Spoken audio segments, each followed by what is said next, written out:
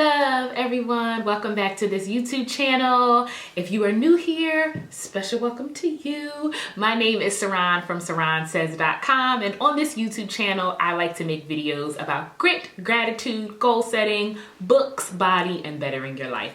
So if those are things that interest you, make sure to subscribe and hit the post bell notification below so you can stay notified when I make a video. So today is a special video. I wanted to talk to you all about how I manifested my college experience, specifically my dream, how I manifested a dream that I had. So when I was 12 years old, I had a dream that I was going to go to college in California. And this dream was so vivid. It was clear. I felt alive in this dream. When I went to sleep, I was one person, and when I woke up, I was somebody else. I had vision, I had purpose, I had direction. This was a dream that I was alive in. And I didn't know too much about the specifics of the dream other than I was going to college in California, and it was fulfilling for me. It was everything that my heart desired. So I started to tell people about this goal that I had, that I was gonna go to college in California. So I was pretty chatty and very outgoing and bold when I was a preteen. I'm still that way. But I would tell everyone, I'm going to college in California, I'm going to college in California. It was almost a way that I identified myself. I would meet people and I would say, hi, my name's Saran, and I'm going to college in California. You know, it was something that I associated myself with, this dream that I had, that I was so alive in. So I would meet people and, you know, they would say, oh, okay, cool, you're going to college in California? Okay, good for you, kind of. Some people would be like, oh, sure, whatever. You know, I grew up in Philadelphia, and it wasn't a common thing for people to go far for school. You know, a lot of people in my community didn't go to college. And some people did, but the people that did go to college, you know, was very typical for people to go to local schools or state schools or HBCUs in the region. And I had this dream that I was going to go to college in California. So I would tell everyone about it. And the universe started working in my favor to make this dream happen. It just started conspiring. Things started working out to make this dream come alive for me. So when I was 13, I think I was 12 or 13, I went to a conference that was held by a local politician, and I went with my mother and my brother, and it was around violence. You know, there was a lot of violence in Philadelphia at the time. There's a lot of gang-related behavior, and the murder rate was high. And my mom took me and my brother to this conference so that we could learn more about what was going on in the community. And my brother, who was involved in a lot of gang-related activities and, you know, behaviors at the time, was interviewed while he was there by this woman. And me and my mom were a part of the interview. So we're sitting at the interview, and you know me, I'm vocal, I'm outgoing, and I'm kind of talking about my brother. You know, I'm saying, you know, his friend got murdered and this happened and we're worried about him. And I'm just kind of speaking up while we're being interviewed by this woman. I'm 12 years old, and I think my brother's maybe 17 at the time, and we're there. And when we're leaving the conference, my mom finds someone at the door. She runs into the security guard who she knows from somewhere. I have one of those moms who just stops and talks to everybody. She says I've never met a stranger my entire life. She's one of those people. Do you have one of those moms? Okay. So she stops and she's talking to this woman at the door, the security guard, and she's going on and on and on. We must be standing there for 15, 20 minutes. We're the last people to leave the convention center where the conference was. And the woman who interviewed us, she's leaving and she sees us and she's like, oh my God, you're you're still here. You're still here. I'm on the phone with my daughter, and I was telling her that I wanted her to meet you because you all have very similar energies and similar personalities, and I think you all would be great friends. So she puts me on the phone with her daughter and I introduce myself. I'm like, hey, I'm Saran. And she's like, hey, I'm Coco. We exchanged aims at the time. I don't even think we had exchanged numbers. We exchanged aims and we hit it off. You know, we're talking, we're aiming. I don't know, aim is like, if y'all remember aim, of course y'all remember aim. AOL instant message. But we're aiming and we're getting to know each other. We become really, really close. And it turns out that she lives in California, that she's from Los Angeles. So I was like, oh, that's cool. I'm going to college in California, right? So, you know, we become best friends. She comes out to Philly, she stays with me, you know, she spends like a few weeks during the summer with me or whatever. We develop a really close relationship. And then the summer of 8th grade comes around, right? So this is 8th grade going into 9th grade, and I got my first job. I was 14 years old and I got my work ready job. I was getting paid minimum wage. I don't know, it was like $6 or $7 an hour. And I was excited to make money. Like it was the first time I was really making my own money in my entire life. And I decided that I was going to save up my money from my summer job so that I could buy a ticket to California so I could spend my summers in California. And I did that. So I told my parents, you know, the very first summer I said, I'm going out to California. You know, I got my ticket. I'm going to stay with Coco. They're like, okay, great. We know her. We know her family. We love her. Like, sure, do it. And I did that every single year.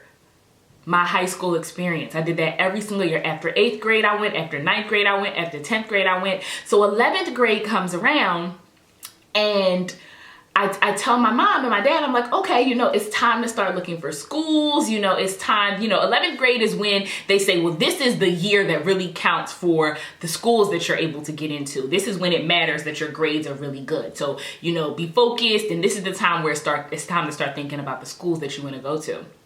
So I said, okay, I know that I want to go to college in California. This is something that I've been invested in. I've been going every year. This is my dream. This was my dream. So I asked my mom to come out to California with me to help me look at schools. This was something that I really wanted. And she said, Saran, I support you. I'm with you. Let's go. So we went out to California together and we looked at schools and we put together like a trip itinerary where we visited maybe like 10 to 12 schools in the Los Angeles County region over the course of 4 days. And she was so supportive, bless her heart. She was there for me. She was lifting me up. She was driving me around. She was helping me make my dream a reality. And I love her so much and I'm forever grateful to her for that experience. And every school we went to, she said, okay, Saran, you have some homework now. We're here, we did this, we put this effort in, you have some homework. So you have to meet one person that works in the African American Studies department, somebody that goes to school there currently, someone who can tell you about their experience as a student, and above all else, you need to become friends with somebody that works in the financial aid office. So I'm like, okay, I can do this. I got this. That's X amount of people times X amount of schools. Like, I'm going to be super busy this weekend, but like, I got this. This is my dream. Like, I'm focused. I'm in it. Boom. So we go and I'm there and I'm meeting people and I'm excited and I'm energized. After a while, I'm like exhausted, but I was so alive in this dream and I was so excited to do my part in making this a reality. So I come back home from the summer and now it's 12th grade year. And around Christmas time, my dad's like, okay, Saran, well, you know, I want you to go to Spelman, which is an all-girls HBCU in Atlanta. And I said, okay, Dad, well, you know, I'm going to college in California. And he was like, I think you should really go to Spelman. Like, I feel like Spelman would be a good choice for you. Like, this is like what I want you to do. And I didn't know how to make him understand at that moment that that wasn't my dream. So I just said, okay, well, you know, okay, Dad. It was still Christmas time. You know, there was more time left in the school year. I had a little bit more time to figure things out.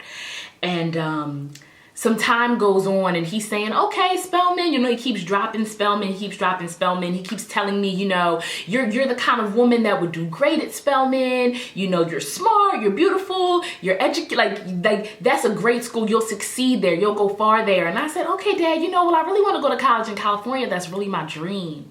And I think he heard me, but he didn't see me. He didn't feel me. So he got my grandfather to come over to the house and sit down with me and tell me why I should go to Spelman.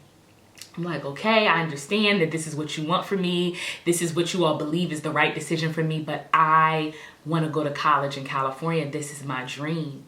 And at that point, even it wasn't enough for them to feel convinced. So we take this trip down to Atlanta. Me, my mom, and my dad. My dad's like, oh, we were just going to visit some family. I'm like, okay. I thought it was strange that my brothers weren't on the trip. But I'm like, okay, we're going down to Atlanta. My parents made a thing out of it. We got a hotel and he rented a car. We bought these tickets. It was like a whole thing. So I'm like, okay, sure, yeah, we're going down to Atlanta. And, one day we pull up to Spelman. And I'm like, oh, okay, what are we doing here? He's like, well, this is their overnight program. Like, you're going to stay here for the weekend and like stay at the school. And I was like, you didn't tell me that this is what was going on. Like, huh? And he's like, I thought you knew. I thought you knew. He had a sleeping bag and a suitcase packed with clothes in the trunk for me that he got my mom to pack for me. So how did you think that I knew if you had to pack my suitcase for me? Okay. So I'm like, all right, I get out, I stay, I feel ambushed. I was ambushed. As you can see, I was ambushed. But I'm like, all right, I'm here.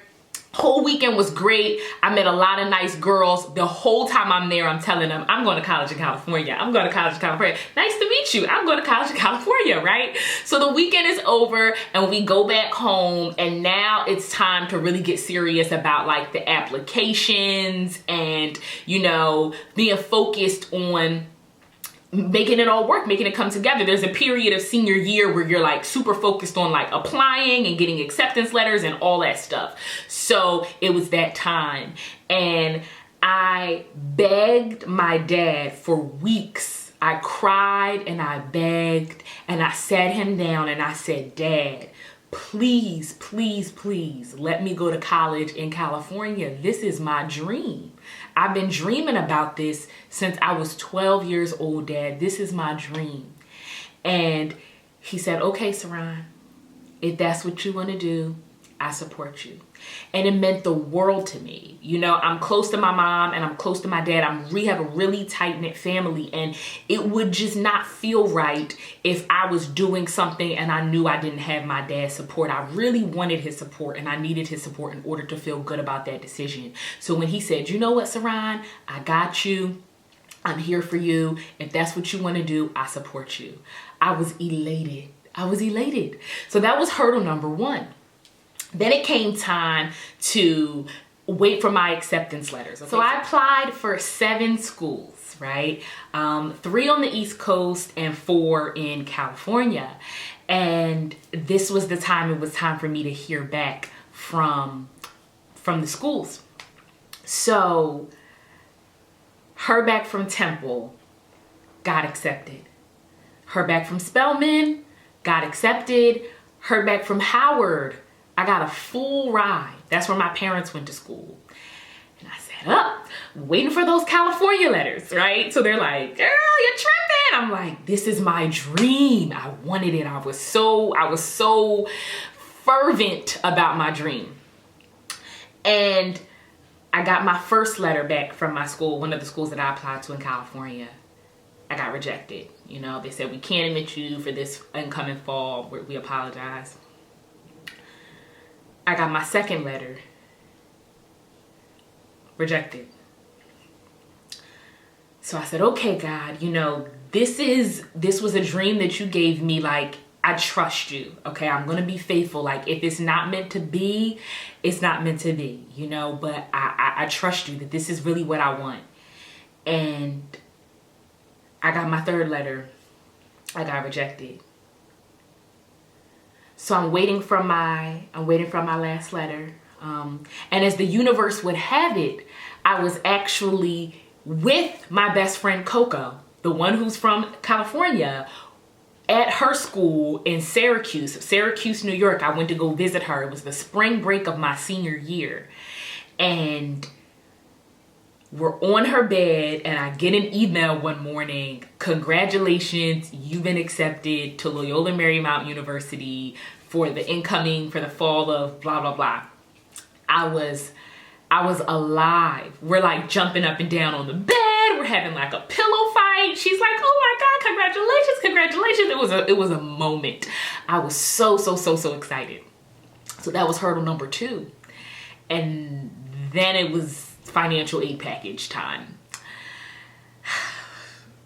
So I get my letter back from the school that I was accepted to, and they said, we have awarded you $35,000 or something like that. And you know, it's a private school, $60,000 to $65,000 a year. So this was a $240,000 education that was now a part of my dream.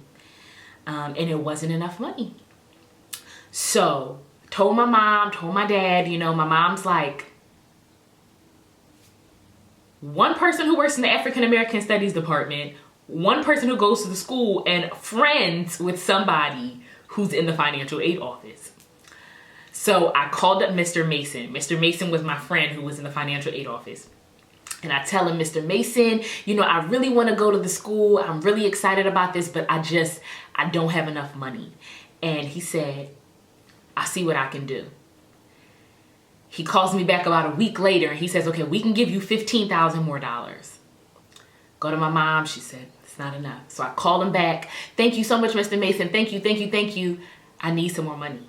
He said, I'll see what I can do. So he calls me back. I'll never forget, I was in the store shopping for prom dresses with my mom. And he calls and he says, this is how much money we can give you. And I was like, okay, Mr. Mason, thank you. Hang up the phone. My mom's like, call that man back right now. And tell him you need more money and thank him again. So I did that. I called him back. I said, Mr. Mason, I need more money. And I thanked him. You know, he said, I'll see what I can do. So she said, send him a gift and call the financial aid office. So that's what I did. You know, she made me go to the store. She made me get the gift. She made me go drop it off to the post office. I'll never forget. I was leaving school. I was on the bus. I got off at 30th Street Station and I dropped off the package in the mail. She said, you want to go away for college. You want to be free. This is your time to be grown. You have to do it all on your own, Saran. Like, this is the time. Like, step up, make the moves, do it. So I did it. And I sent him a gift. I sent him like a little African stool sculpture. And I called the financial aid office. At that point, it was like he had done so much for me. And I said, okay, he brought me so far. I have to go a little bit further. This was my dream. So I called up the financial aid office. Probably like every day, every other day, very often. I called them up and I said, I need some more money. And they said, oh, okay, we'll see what we can do. I called some more. I called some more. I called again and again. Probably 3 or 4 times a week for like 2 or 3 months. I called again and again. And every time I got a little bit closer, a little bit further to my dream. And they would say, we can give you this much money. And it wasn't enough. Or they would give me a little bit more. And eventually I was able to get to a place where I could afford to make it work. I could afford to go to school. The other part that I needed to make up for, I could make up for with loans or with help. And that's what I did. My dream came alive. I went to school in California. I graduated in 4 years. I studied psychology and journalism. I found my love of traveling, my love of nature, and my love of helping people in school. That was when all of the gifts that God planted in me, all the seeds that were planted in me, they came alive during that experience for me. And it was all because I had a dream and I was focused on my dream. I believed it. I believed my dream. I saw my dream. It was vivid. It was clear.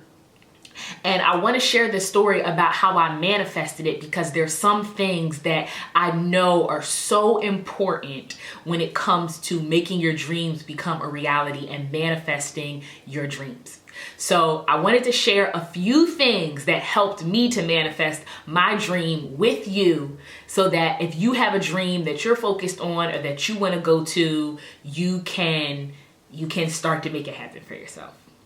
So the first thing that I really believe that helped me to manifest my dream that I want to share with you is having a clear vision. I think that having a vision and knowing what it looks like is so important. I didn't necessarily know the school that I was going to go to, but I remember envisioning myself with the sun on my skin. I remember smelling the salt water from the beach for all of the times that I had visited there, and knowing that that was a part of my dream. Like, don't be afraid to be so like focused on your goal, your dream, that you know, or you know what it feels like. Like, that is so very important. So clear vision is huge. And I think that clear vision ultimately comes with like passion, but also purpose. You know, a lot of times we don't have purpose in our passion. And I think that having a purpose in your passion, knowing why something is going to serve a purpose to your life, really helps you to have a clear vision with it. The second thing that was so important for me manifesting my dream was the power of the tongue. You know, I would say all the time to people, I'm going to college in California, I'm going to college in California, I'm going to college in California. And I wouldn't stop saying it. I would say it all the time. People would say, oh, Saran, I remember when you were a young girl and I met you and you told me you were going to college in California. It was something that I shared with people. It was something that I wasn't afraid to say out loud. And if you have a dream that you have, I would encourage you, share it with people. Say it aloud. There is power in the tongue. Give power to your vision and push it with your words. The third thing that I feel like truly helped me was going the extra mile. I think that this one is so big, because a lot of people say that they want things, but they're not willing to go the extra mile to achieve what it is that they say that they want. And if there's 100 people that say they want something, 98, if not 99 of those people are probably not going to go the extra mile in order to achieve that goal. So going the extra mile is so important. You know, when I think about the fact that I saved up my money every year, when I think about the fact that, and I mean, I was only making $7 an hour, and I would spend $350 on a plane ticket at 14, 15 years old of my own money. And that may seem like minuscule now, but like in hindsight, that really was major. You know, that was something that I was committed to. When I think about the fact that I went out there and I looked at all those schools and I met people, when I think about the fact that I called time and time again to the financial aid office, all of those things were going the extra mile. It was like, it wasn't things that I necessarily had to do in order to make my dream a reality, but there were things that I wanted to do and I found energy to do, because I knew that it was going to put me in a better position to achieve my dream. Okay, so going the extra mile is so very important when you want to manifest your dream. The fourth thing, being positive along the way, okay? Also known as don't stop believing. Okay, y'all know that song? Don't stop believing. Hold on to the feeling. Okay? I don't know if that came out good or not, but I'm telling y'all, don't stop believing, okay? The whole time, even when I was this close to like feeling like it may not happen, I always found a way to believe that it would. There was always something inside of me that was just like, this is going to happen. This is going to happen. Even when I was down to my last acceptance letter, even when I had to beg my father, even when I didn't know how I was going to pay for it, I always believed that it would happen. So the fourth thing with manifesting your dream that I want to give you, no matter what your dream is, like, don't stop believing that it'll happen to you, regardless of what life is showing you, regardless of what is seen and unseen. Don't stop believing. And the last thing, very important, surround yourself with dream feeders and not dream starvers, okay? There's always going to be somebody who's going to like fake support your dream, or who's going to not really believe that you could accomplish that. I had an aunt who was like, it doesn't make sense for you to take out that much money in loans and debt to go to school. You'll do better just going somewhere where they'll give you enough money. You know, I had people who were like, doesn't that seem kind of far? You want to be that far away from home? I had people who didn't understand it, but I didn't give my attention and my energy to those people. Instead, I gave it to the people that believed in my dream, the people who were feeding my dream, the people who said, you can do this. This is what you want. You know, I had a boyfriend at the time, my boyfriend from high school. He was so supportive in my dream, and he was always encouraging my dream. You know, my best friend, Coco, who lived in California, she said, anything you ever need, if I can help you in any way, I'm here. You can always stay with me anytime you need to go out. My mom, she flew to California with me and believed in me the whole time. And when I had to sit down with my dad and say, this is really what I want, this is really what I want, this is really my dream, she was there to support me. She was there to back me up. She was there to say, we support you, Saran. This is what you want. We believe in you. Okay, so that's the last one that I have for you. Okay, so just to run through them really quickly, 5 ways to add power to your direction and to manifest your dream, no matter what your dream is. Clear vision, okay? Feel it, smell it, taste it, see it, hear it, make it clear. Power of the tongue, speak it into existence. Don't be afraid to share it out loud and to say it over and over again. Going the extra mile, okay? Go the extra mile. That one's like self-explanatory. Like, do what other people are not going to feel like doing. The fourth one, don't stop believing. Don't stop believing. That one is like bold, italicized, underscore, don't stop believing. And the last one, surround yourself with dream feeders and not dream starvers. Okay, so thank you all so much for tuning into this video. I hope that you all got something from it. Thank you for listening to my story. It's one of the things that has happened to me in my life. One of the experiences that I've had that I know was heaven sent, and I know that it was God just pumping life into me and making me learn from experience that dreams really can be a reality if you're focused, if you put your mind to it, and if you have faith. So that's one of the experiences that has led me to be able to just continue to press on and know that I can accomplish all of my goals. So I hope that you all were so inspired. Don't forget to like, comment, and subscribe. And I will see you all next time. Peace, love, sanity, and serenity.